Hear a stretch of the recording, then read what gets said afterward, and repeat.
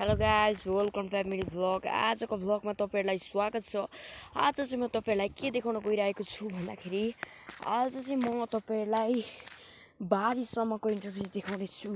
बारी कस्तो हुन्छ, त्यहाँ के उब्जनीहरु हुन्छ, त्यहाँ कस्ता कस्ता जनावरहरु छन् भन्ने सबै बारे आज तपाईहरुलाई म सुनाउँछु।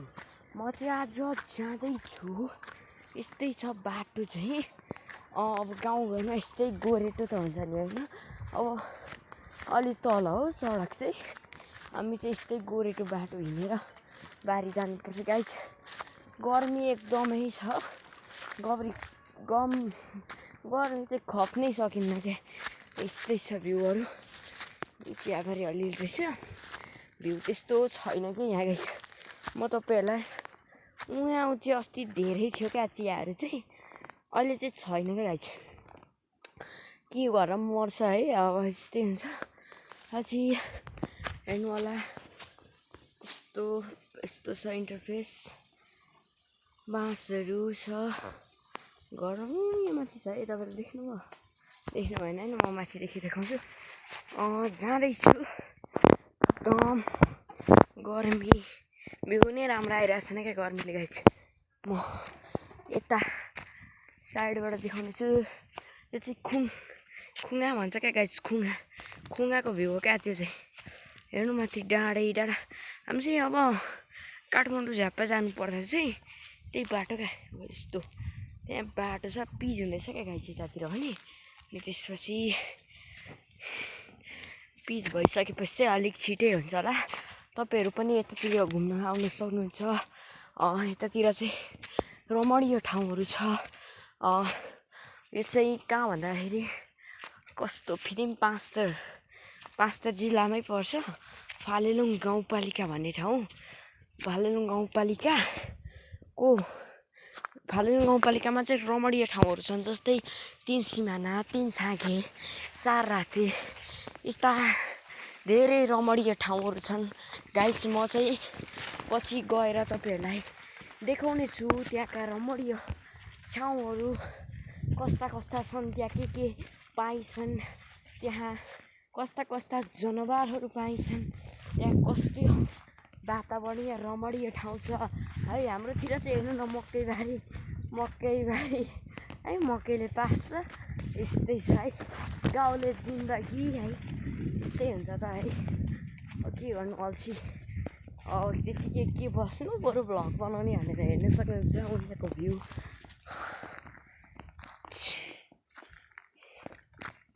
म चाहिँ यस्तो छ। म चाहिँ बारी लगभग पुग्न लागेँ गाइस। म चाहिँ पुगिसकेर तपाईहरुलाई म देखाउने छु त्यहाँको इन्टरफेस।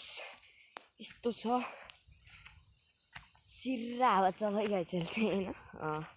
त्यही बाटो यस्तो छ। यस्तै हो। अब चाहिँ यहाँ एउटा रोड आउँछ कि गाइस। त्यो रोडदेखि पनि मास्तिर है हाम्रो बारी चाहिँ। म यहाँतिरको भ्यू पनि तपाईहरुलाई अलि पर गएर देखाउने छु। म चाहिँ गर्मीले हप भएको छ क्या गाइस। यस्तो गर्मी छ कि हप्नै सकिँदैन क्या गाइस। लास्ट गर्मी भइरहेछ।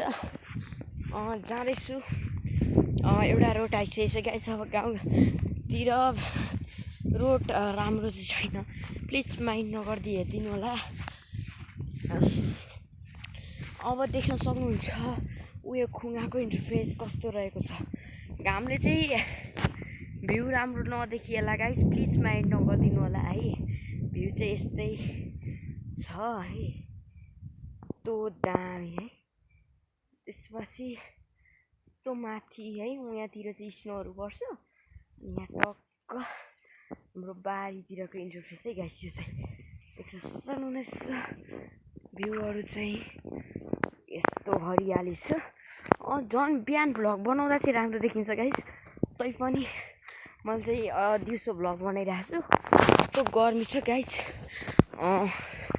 म ढिला नगरी हाम्रो बारीतिरको इन्टरफेस गाइस। मकै चाहिँ अहिले जाइ नै रोपेको हुन्छ।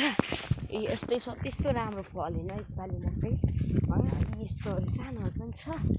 त्यसपछि उहाँतिरको भ्यू पनि हेर्न सक्नुहुन्छ गाइस।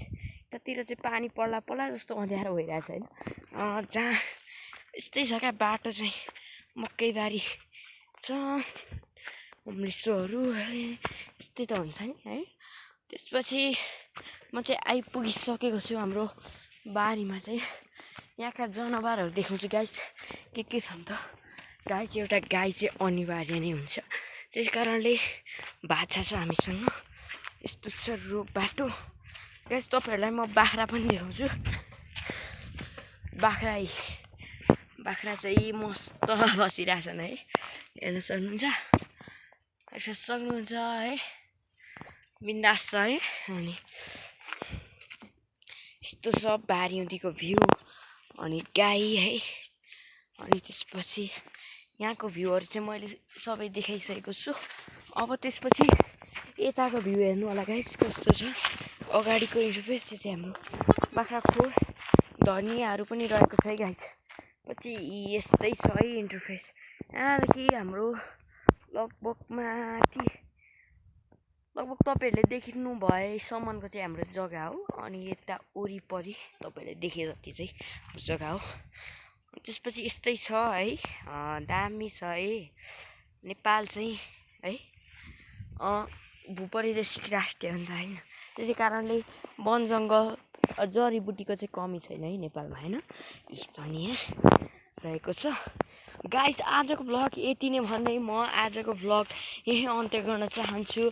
भिडियोलाई चाहिँ सब्सक्राइब गरिदिनु होला है गाइस। यस्तै भिडियोहरू हेर्नका लागि यो च्यानलमा तपाईँले सब्सक्राइब गर्नुपर्ने हुन्छ गाइस। सब्सक्राइब गरिसकेपछि तपाईँले अरू विभिन्न खालका भिडियोहरू नेपालमा कस्ता ठाउँहरू छन् कस्ता रमणीय ठाउँहरू छन् सबै तपाईँले देख्न सक्नुहुन्छ। आज गाइस मेरो चाहिँ बारीको भ्लग देखाएको छु। म भोलि पर्यटकीय क्षेत्रमा गएर तपाईँ त्यो पर्यटकीय क्षेत्र त्यहाँ कस्तो छ आफू जान नपाए पनि त्यहाँको भ्यूहरू देख्न सक्नुहुन्छ। त्यसै कारणले यो च्यानललाई सब्सक्राइब चाहिँ गरिदिनु होला। आजलाई यति नै। म अर्को भ्लगमा पक्कै पनि आउनेछु। प्लिज सब्सक्राइब गरिदिनु होला है।